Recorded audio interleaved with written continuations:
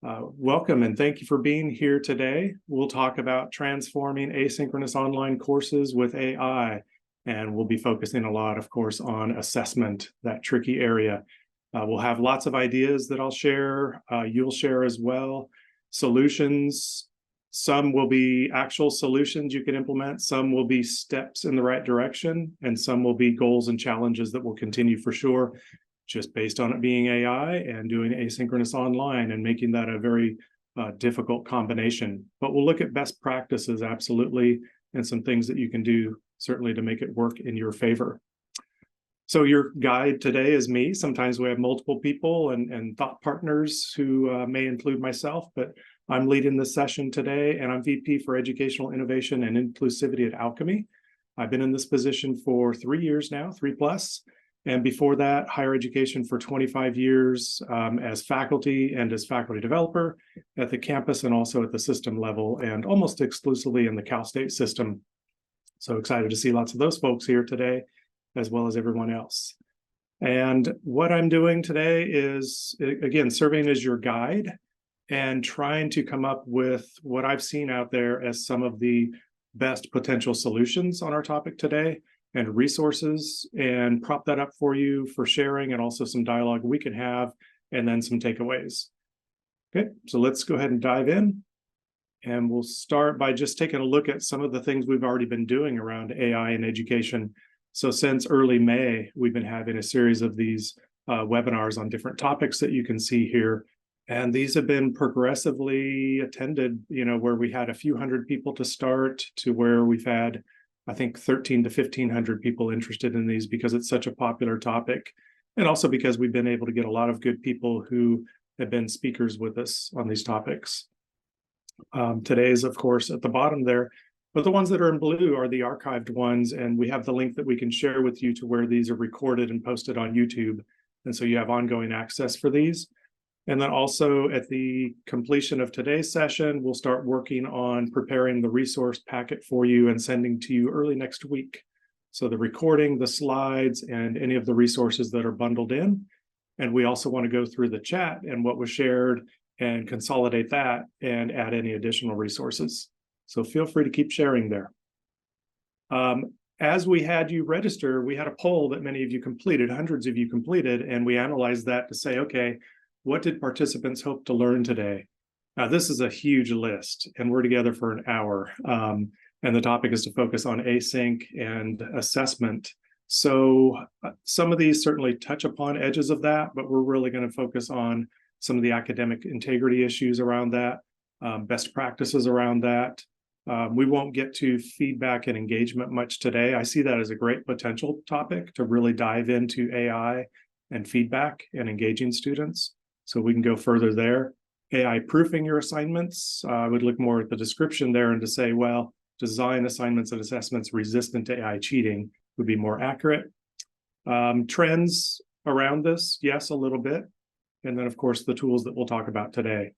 But I just wanted to kind of level set expectations a little bit based on a very high task list that you all had collectively. Okay, and goals. Just to further understand how AI is being utilized in asynchronous online courses, including potential benefits and limitations, strategies for effectively integrating AI into those courses, how you can personalize instruction, how you can more effectively do grading and feedback while mitigating academic integrity, and then acquiring some knowledge about designing assessments. So this is, again, a short session, but you can acquire some of that knowledge and then resources to help take you forward and just keep making continual steps. This is a journey, not a solution. Just a real quick check on as far as trends. Some of you may have seen this come up in the last month or so. We saw where in July, people started saying, well, GPT has peaked as far as the interest out there, as far as search interest and use. And that's what we saw for the stats going into June and what people were saying in July with those stats. But as we came into August, we started to see, okay, wait a minute, it's back. And of course, with all of the K through 12s and higher ed and teachers and students and staff coming back to work full time, then we started, of course, seeing AI turn back on again. And we know that people are using it increasingly. So yeah, it's here to stay. For those people in July that kind of wished it away and thought, okay, it's a fad, great, it's over, let's move on. That's not going to be the case, as you tend to know here because you're active participants in this discussion. So just a capture point there as you have your conversations. And let me see if I can get this to advance. Okay. So thinking about taking AI into consideration for your approaches, then you can look at these 6 R's here, and you can certainly modify them and have your own structure, but it's always good to think about reviewing your learning outcomes. So we'll talk about that and a framework for doing that. Run your assignments through ChatGPT, start with that. And as you do that, you'll see the results, and that's good to get into the student perspective. And I was seeing a post by Karen Costa this morning about making sure that you always keep that beginner's mind. So how can you get into that beginner's mind or perspective around your assignments in ChatGPT? And then you might tweak your assignments. You might flesh out the information, but I'm thinking of Derek Breff recently said he had done that. And the more information he provided around his assignments for clarity, which is a good practice, the more ChatGPT effectively was able to complete his assignment. So you have to figure out that balance as well as you do the process. Look at what it does well or not, and then do any revisions. Could be entire remakes of an assignment if necessary, and then reminding students of the AI role, the role AI should play. Okay.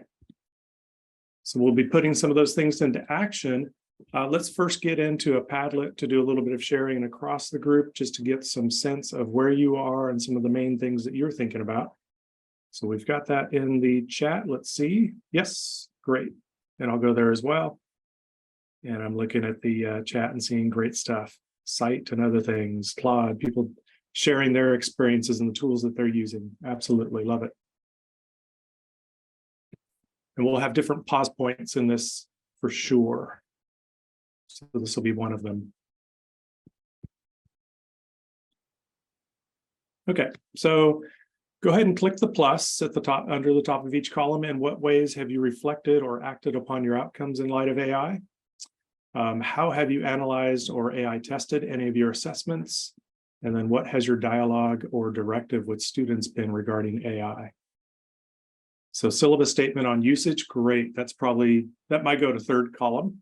Relates to the outcomes for sure, relates to the expectations, but that's more of that academic integrity conversation, absolutely. Making assignments more specific.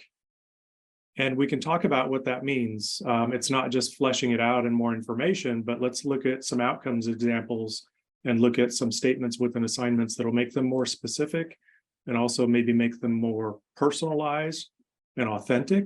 And those are some of the strategies that will help mitigate AI. Okay, let me scroll here. There's a lot of you responding. Love it. You'll have ongoing access to all of this, and we'll also be consolidating and processing it. Using AI to create module level objectives. That's great. I mean, that's deep design thinking about your async courses, course level outcomes, and also modular level outcomes. So really thinking about that. And AI is a great enabler for taking those larger outcomes and helping to break them up into modular level based on the topic or the chunk of information that's being processed during that module. So absolutely leverage AI for that. That provides greater clarity and guidance and accountability. Okay, let me go to column 2 a little bit here. How have you been analyzing it? Great, sharing with others and having dialogue locally.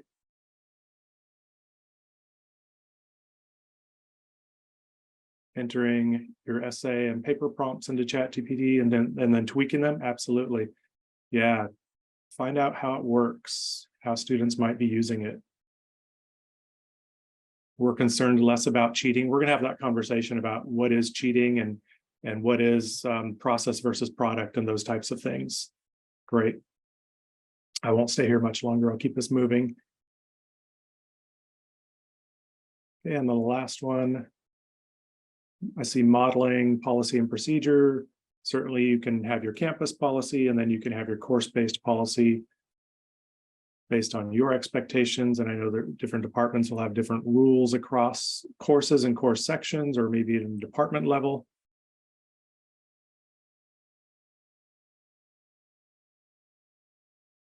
asking students to be transparent. We'll have that conversation as well. And I see an institution that went all in. Yeah, Tiffin is one of the ones that I've heard. So I'll have an example actually from them. Okay. Love it. Thank you for sharing. Gives me some ideas of what you're thinking about. Let's briefly talk about detection. And I don't want to dwell there. I don't want to get into open a big topic because it's a big one. So many obviously rolled out the Turnitin, for example, AI detection in April. And the statement at the time was that it's 90% accurate. Is 90% accurate good enough? Well, this is from, I believe, Vanderbilt, because I know they turned theirs off going into the fall term, at least the AI detection part. Because even at 97%, look at the 75,000 submissions in one term that an institution might have. That's 3,000 false positives. If you think about that, ironically, that's 3,000 people you are cheating by using this type of solution. So you have to be careful and think about the balance in AI detection, where you can really instead hopefully think about AI practice and conversation and good pedagogy. False positives being higher for some student populations, in particular for non-native English writing samples, because AI is taking all that information and trying to kind of bring it into a soft spot, if you will. And if somebody is learning a language, they're going to tend to learn in that soft spot. And so that's where there was a lot of mapping between AI and some of these writing samples for non-native English speakers. It's rapidly evolving AI technology that we're trying to deal with. It's outpacing detection tools, so it's not something that we can rely on. And we're also not talking about just text. We'll get in the conversation about images, slide sets, videos, things like that as well. Also, the last one, it just really sets up this adversarial relationship between student instructor and even the institution. So it can be a non-healthy thing. Okay, so let's get into assessment a little bit deeper, specifically for asynchronous learning. Be open and transparent with your students about academic integrity, AI, and plagiarism. I see a lot of you in the Padlet and also in the chat are talking about the things that you're doing to be transparent with students, to be upfront and have a policy. You don't want it to be a gotcha after the fact. You definitely want to make it known what's expected and what's out of bounds, so to speak. Ask students about their perspectives, get to know what they're knowing about it and doing with it in different ways in their lives, but also in their education and their learning process. It is a powerful tool, as you know. Get to know your students as class size allows, as class modality allows. Hopefully, even with asynchronous, you have some sort of connection and community that you're creating. That's again to depend on your course format and the class size, but try to get to know your students, because then you're going to have more sense as to where they may or may not be using AI. Specify the types of source materials they should be using, and we'll get into specifics there. And then early and often emphasize importance on learning, not product. If they see the different assessments as just barriers to the end grade and getting beyond the course and getting out there, then they're going to tend to game that. And this is just a quote that I have here that I share sometimes, from John Warner, and you can access the link to this and all the other resources when you get the slides. But if you can create an atmosphere where students are invested in learning and find assessments meaningful, they're not going to reach out for a workaround. They are not going to plagiarize, they're not going to copy, they're not going to dodge work, but the work has to be worth doing on some level beyond getting the grade. Now, those are pretty black and white statements. I still believe there's going to be some cheating happening and some shortcuts happening, but definitely leaning into the learning process, not the product, is just always the best thing to do.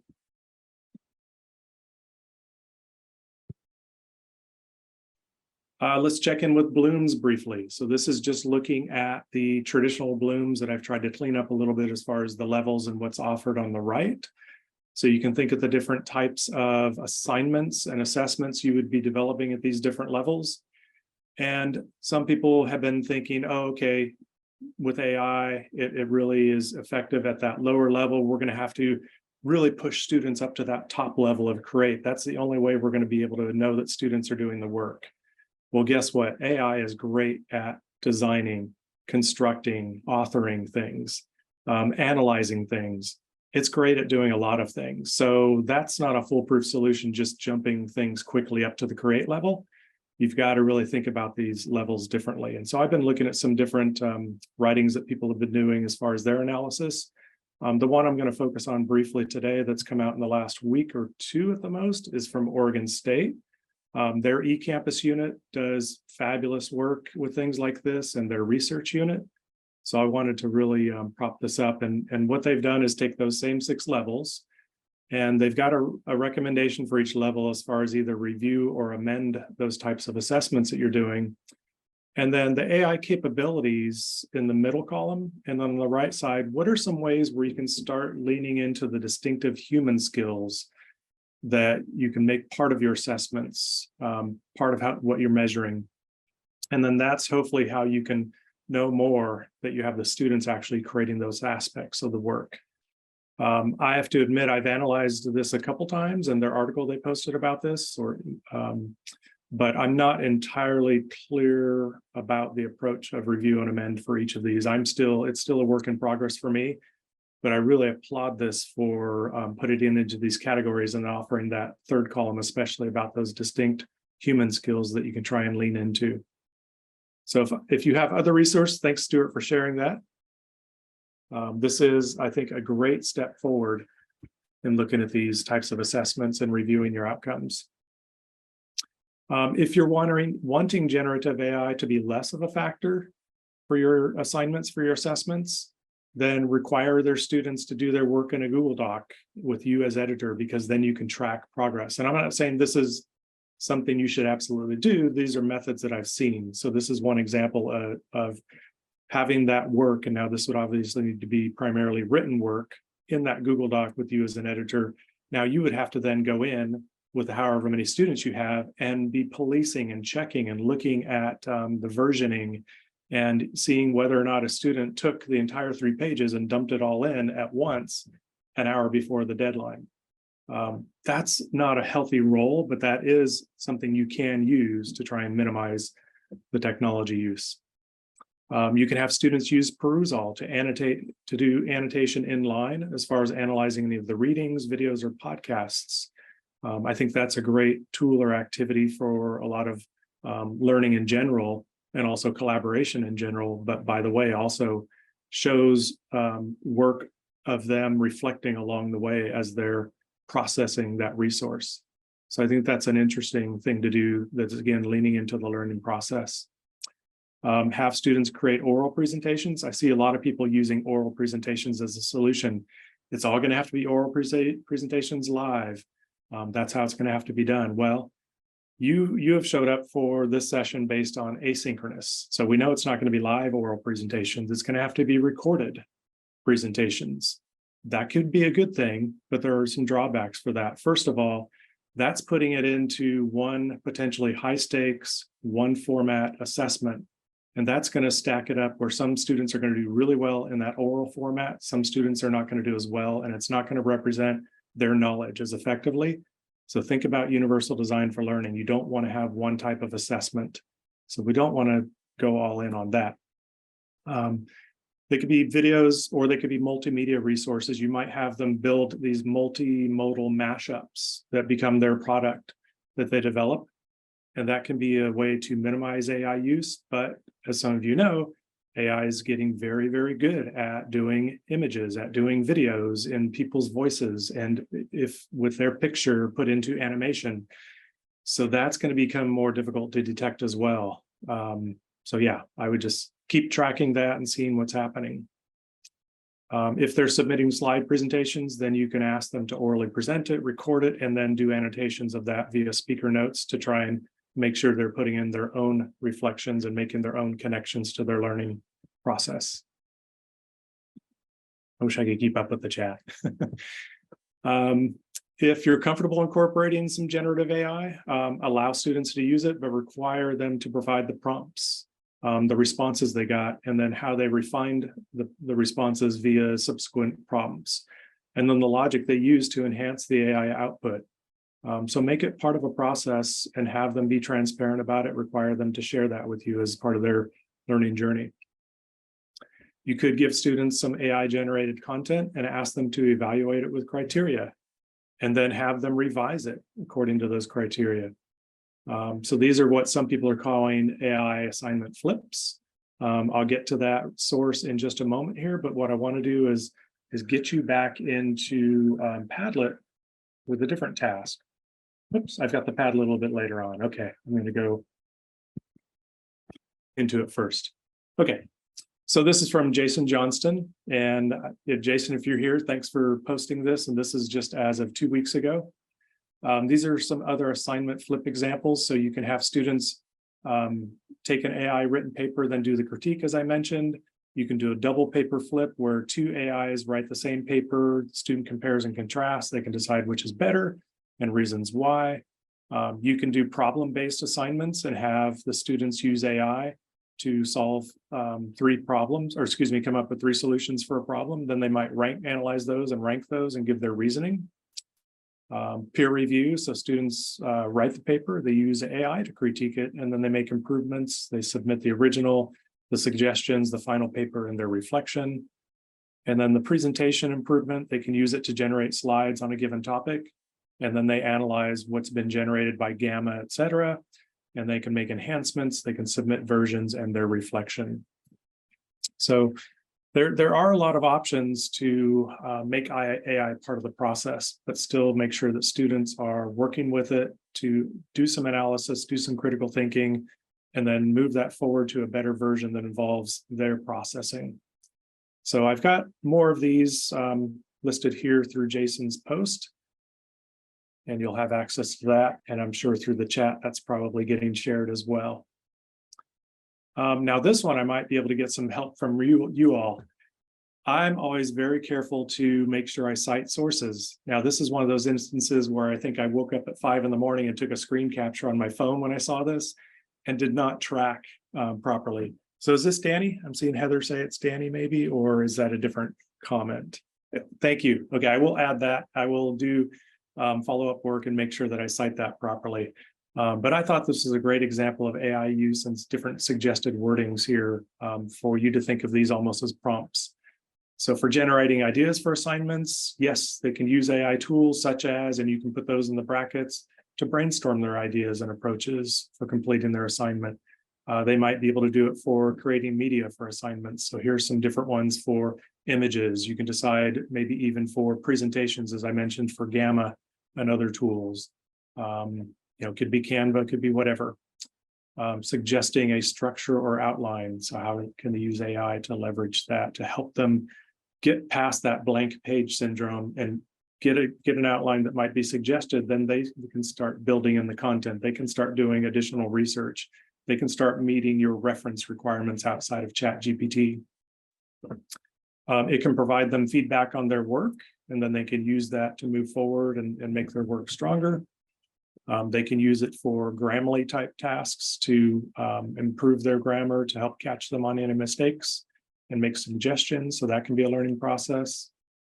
I saw elicit, I saw cite earlier in the chat, so they can use it to search literature and research out there. They can do data analysis tasks as well. And then writing a draft and improving it, which we've talked about a little bit already.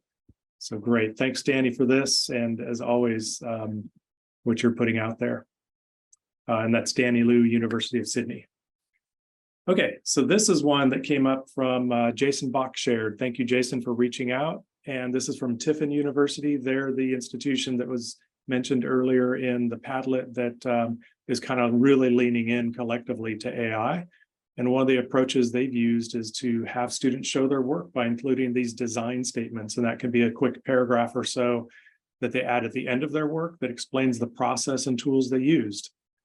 So they can apply that to all their assignments and different product types and tools, and they're just using that as a reference, additional reference. So if they have a written paper they've done, a research paper, essay they've done, and they've got their references section, this could be added on as addendum to that reference section that shows collectively what they used outside of those sources via AI type tools. If it's a presentation, then it can be an additional slide, or it could be maybe embedded within the speaker notes of the respective slides where they may have picked up some content from AI. So these are examples of design statements, and then I'll just give you a couple of those here. Student examples. So I used ChatGPT to generate an outline. I then wrote a draft of the paper. I then used Grammarly to help identify any issues, and then Zotero to create a reference list before submitting. I'm not going to read all of these to you, obviously, but just to give you a sense. And then I wrote a few ideas down and asked Google Bard to write a couple of paragraphs about the ideas. Some of what Bard wrote sounded strange, so I edited some words and sentences and submitted this. And then you can ask them to attach the versions, what they put in for prompting, what Bard put out, and then the revisions they made to that. Okay, so just pausing here, these design statements, how are those resonating with folks as a way for students to share about the process, the learning, the tools they used along the way that led to this eventual product they developed and submitted? Yes, I see a mention about APA citations. You can also look at the latest there and make that part of your process, that they must APA cite these within the references as well.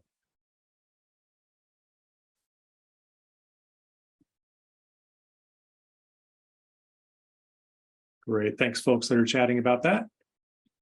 And again, thank you, Jason.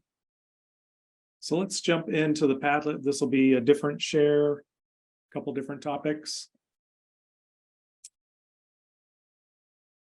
And let's just do a scan across the group. And that's still loading on my end any moment here. And you've got the link in the chat, great. Okay, so how have you been able to modify assessments to factor in presence of AI? With which assignments do you still struggle regarding presence or balance of AI? Which of today's assessment, revise, or remake ideas are you likely to try? And then if you're okay with some AI, how do your students learn effective and ethical use? All right, I see coding assessments right away, struggling with that. Great, and feel free to add comment in there in your post. Others can comment too as your post, and feel free to do a like on any of these that you think are particularly significant. Writing an MLA speech outline, great. Compare and contrast between two AIs. I'm looking at that revise, remake idea section. Awesome. Trying to zoom in my screen. Let me see here. Hopefully that's improving. Yeah, all columns are in view still.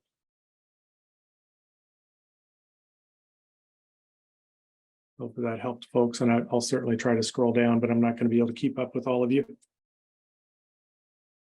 469 of you.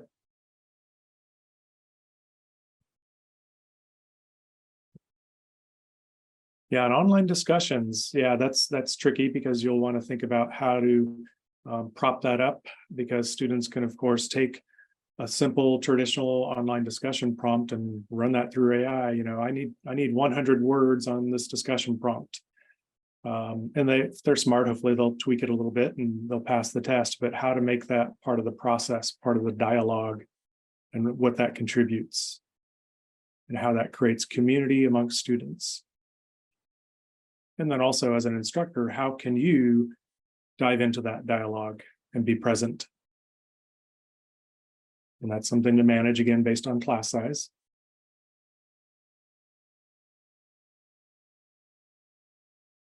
See more related to authentic assessments. Yes, and we can try and talk about that a little bit more.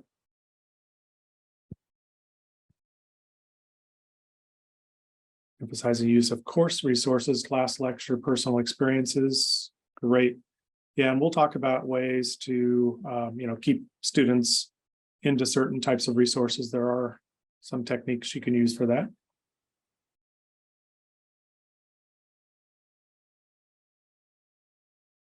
And then related to assessments and outcomes, I meant to state early on, I know there are limitations to changing your course outcomes. They may be based on the source course and everybody uses the same outcomes. So you may be very limited based on that, or department policies or curriculum review policies. So I know that'll be different people. They might also be tied to accreditation standards or other professional standards. So I know it can be complex.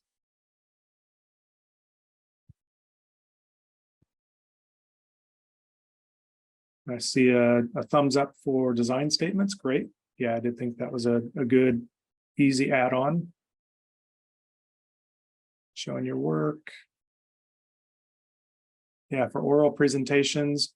And I did not include it here, but there's a great resource that came out recently, and hopefully we can crowdsource who it was. But they just published these 16, I believe it was, different oral assessment ideas. And so that's something I can add to our resource bundle and add into the slide deck. I just didn't grab everything that's out there. There's so many ideas.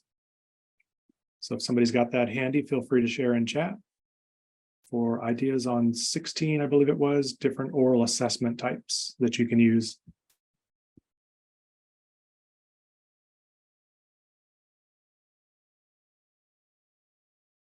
Okay, and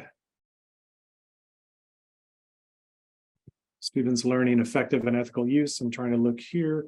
Hopefully one is dialogue. One could be a brief video that you create for your online course that could be at the outset, related to your syllabus, related to the course entry and overview, and then also pointing them to the academic integrity policy of the institution.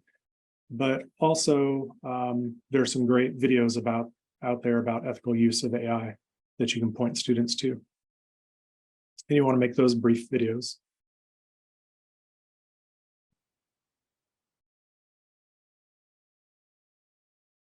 Yeah, it needs to be taught within each course, teaching AI, not a one-size-fits-all model. Yeah, it'll vary according to course and the outcomes and the assignments, but there should be a core set of skills and ethics that can be taught. It shouldn't have to be repeated entirely for each instructor for each course.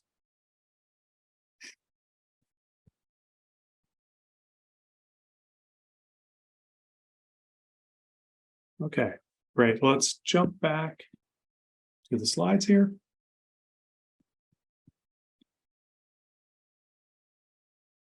Okay, and let's have a quick look ahead, where we see how things could be moving forward. And these are just a few sample thoughts. Oops, there we go. Some campuses may use their own Gen AI instances, but more likely we're going to see learning management systems with AI built in. So of course, Blackboard's working on this, Canvas partnering with Khan Academy. What's exciting about this is within the learning management system that can serve as a virtual learning assistant.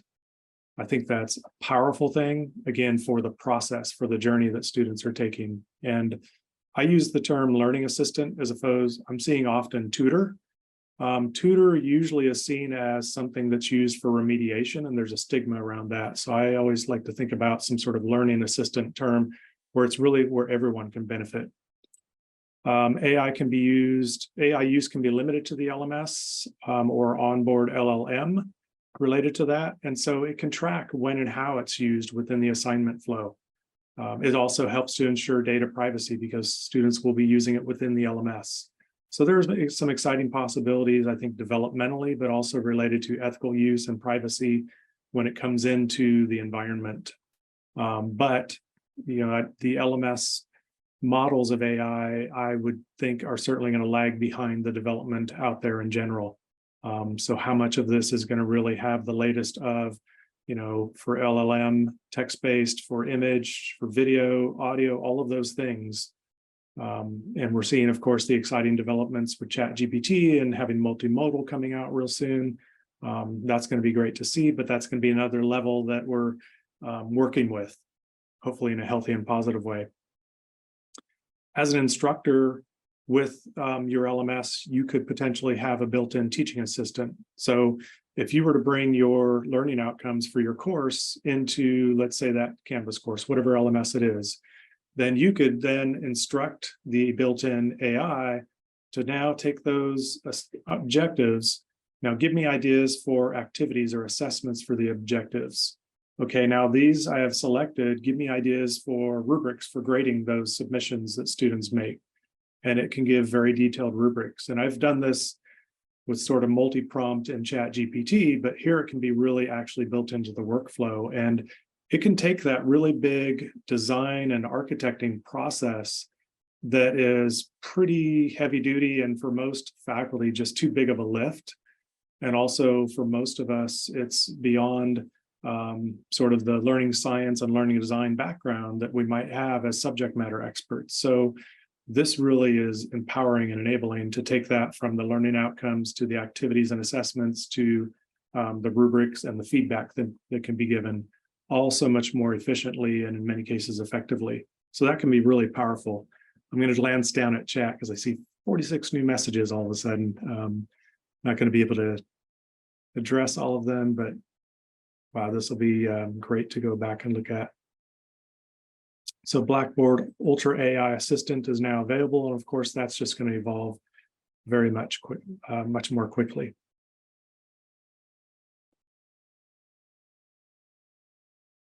And do keep sharing.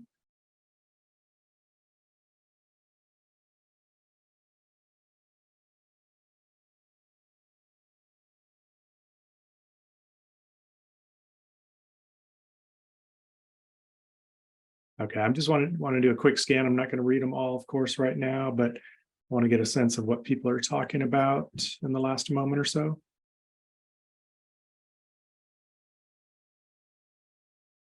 Okay. Other thoughts? You may have already shared these in the chat. I'm looking.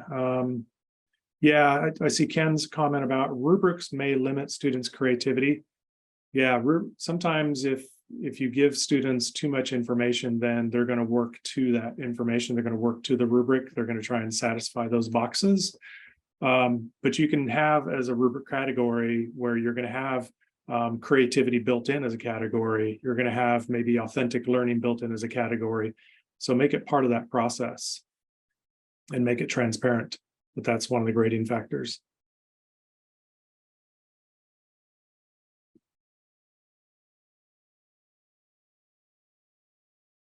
Okay, and what I wanted to do real quick is copy this and let me get the chat back up. I wanted to do a quick chatterfall here, and I've propped it up into the chat already, but just think about this. Don't hit submit yet. If you've done this before, you know how it goes. But think about who or what is your go-to source for tips regarding AI in teaching and learning. So not specifically just async and assessment, but who or what is your go-to source for tips regarding AI in teaching and learning? Of course, you can respond more than you want, more than once. I'll put the prompt in now, and then feel free to submit, and let's see what people are saying. Ethan Malik, Danny Liu, absolutely. Brett C, I appreciate that very much. I'm doing what I can. Trying to serve, trying to share, trying to learn and grow. Alchemy webinars, thank you. More for Ethan Malik. Danny, yes, of course. And I love some of the people out there like these. Laura Duman, Sarah Elaine Eaton, thank you. Jason Gulia, I follow quite a bit. Chris Dede, Harvard, they had a great event recently. Google Next 2023, got to look into that. It looks like going by, maybe there's a Center for Teaching and Learning out there that's doing a series of AI tips. That's great. Dan Fitzpatrick is another one that's doing great things, the Rundown AI. Martina says their University Innovative Education Team. That's good to know. Local expertise coming forward. Love it. Saw Heather Brown listed. Yeah, so Heather Brown and Danny Liu are co-facilitators or moderators for the EDUCAUSE AI community group. That's a great resource group that you can consider joining. A lot of great expertise shared within that community. I saw our Center for Teaching and Learning, great. Luke Hobson, yeah. So Luke is to me, one of the absolute best instructional designers or learning designers out there. And of course, he has jumped into what that means related to AI early on and posts a lot of great videos, really high quality stuff. And Heather or Danny, if you haven't, feel free to put in a link to joining the EDUCAUSE community group that you moderate.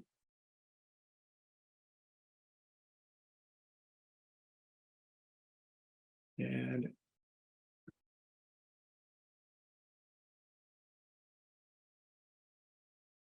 yeah, back on Luke Hobson, I see another one. He does offer, it's Luke Hobson. So somebody's asking for the spelling of that. LUKEHOBSON. Easy to find. LinkedIn is a great place to find his posts and videos. We got the EDUCAUSE community group in there and a link directly to Luke Hobson's website. Love it. Thank you, community.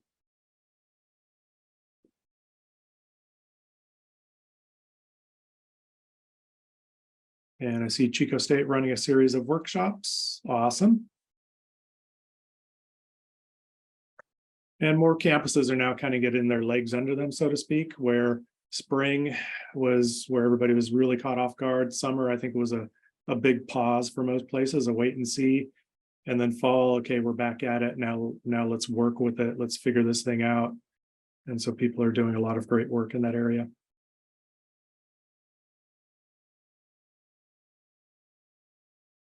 Okay. Let me take us back here for a moment.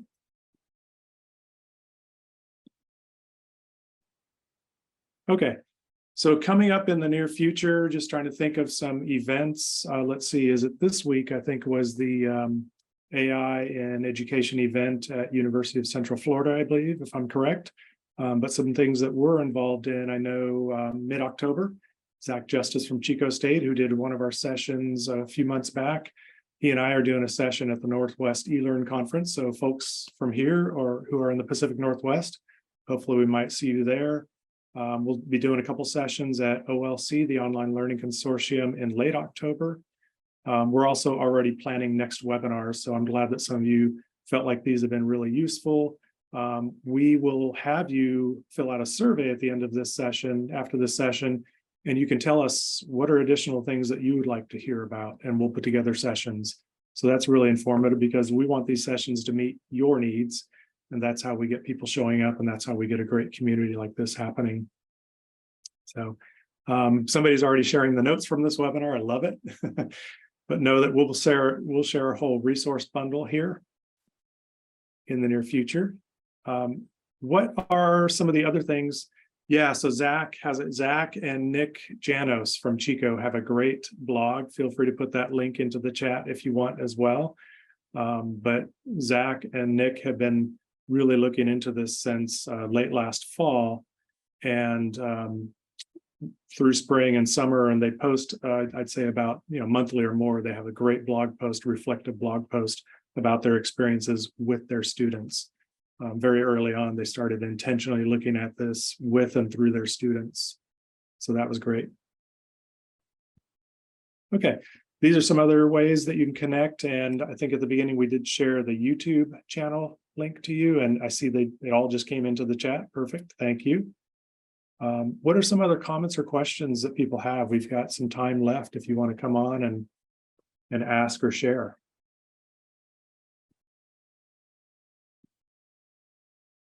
Let's see, I see Franca. Let's go ahead and have you come on.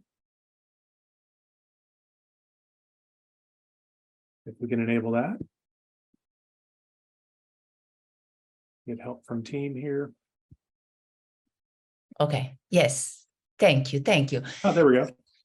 Thank you very much. I just have a question. So when the students have to research for sources, usually we send them to the library databases, but now they can use just ChatGPT. And for instance, myself, I did the research on academic freedom cases for extramural situations.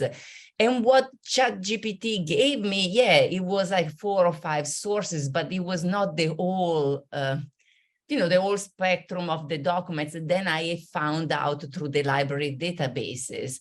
So my question is, how accurate, if it's possible to know, is ChatGPT in doing the literature, in searching sources with respect to a library database? Thank you. Great. Thank you for your question. And group, feel free to chime in. Not accurate at all. I see, yes, hallucinations. And let's say not just ChatGPT, but let's throw in BARD and other things as well, that this is an issue. And it's going to depend on the discipline and the type of research you're looking at, the topic you're looking at. But I've been surprised at times where, yes, it's done well, but I've been shocked where in other areas it has hallucinated quite a bit. And if I do a series of prompts to it, asking about research on different areas, it'll actually give me the same author across all these different prompts. I won't say which AI, BARD, what the heck. But in that case, it was BARD that I was using, and a lot of hallucinations on giving me the same author's name for all sorts of different research articles and topics. And I followed up, of course, and found that those were not accurate. So AI is a tool and a deep knowledge base. And so that's where you want to have that conversation with your students about, here's the possibilities it provides, but here are the limitations, here are the ways that it can go wrong and how you need to check for that. And so if you're requiring them to use certain types of primary sources, you can still require that. If you want to have them go ahead and use AI as part of their process, then have them analyze the results. Have them fact check it and make that part of the process. That's part of information literacy, and that's part of dealing with a new vast resource set like this in our lives. Thank you. Thank you very much. Of course. Thank you.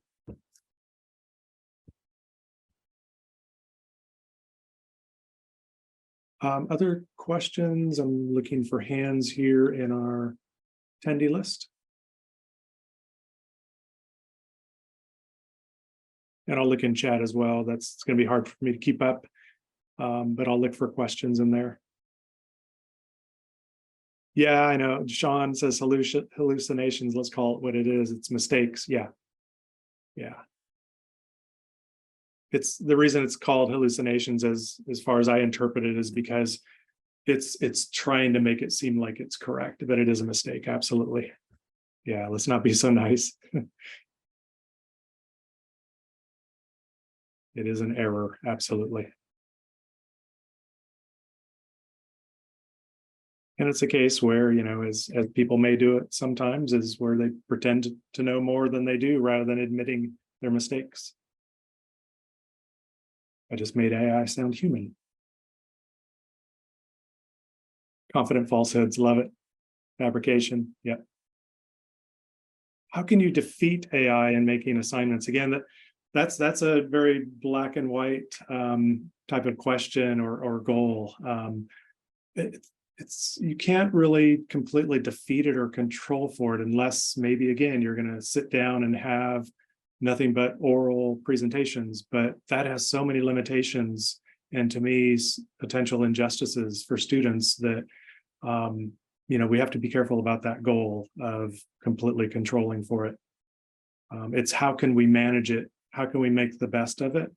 How can we kind of put those guardrails up or those barriers or limitations so that students are down the most effective path and doing the most authentic work, and that the products we get from them, we know what they've been able to do along the way and how they've created their knowledge and grown their knowledge and what has contributed to that along the way, AI included.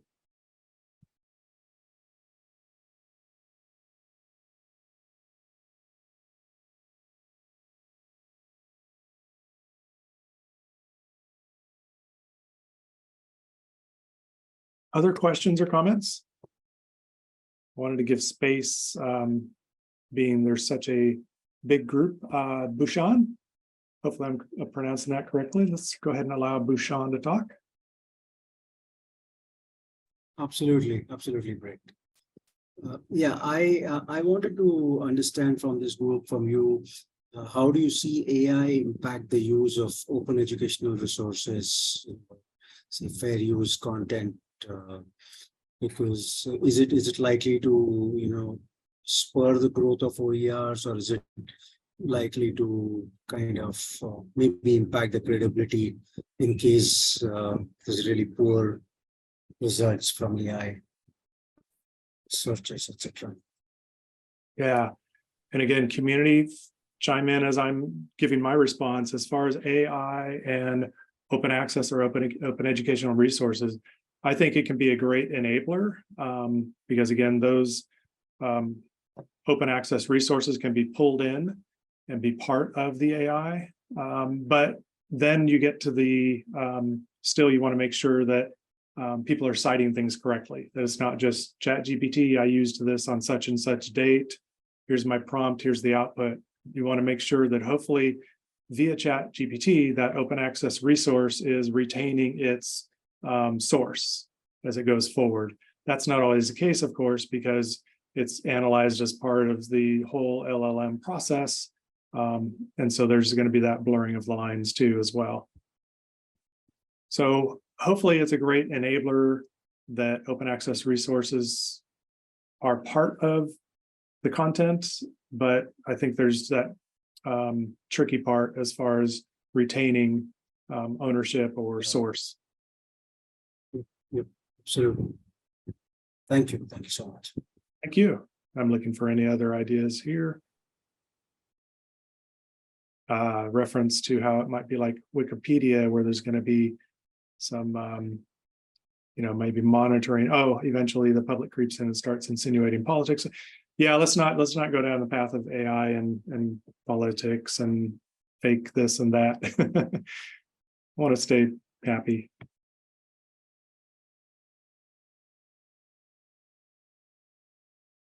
I see FERPA concerns, privacy concerns. Yes, as students are using OpenAI out there, you want to have that conversation about privacy and ethical use together. And that's where, again, I think the potential going forward with having things built into the LMS is good for those types of parameters and safety.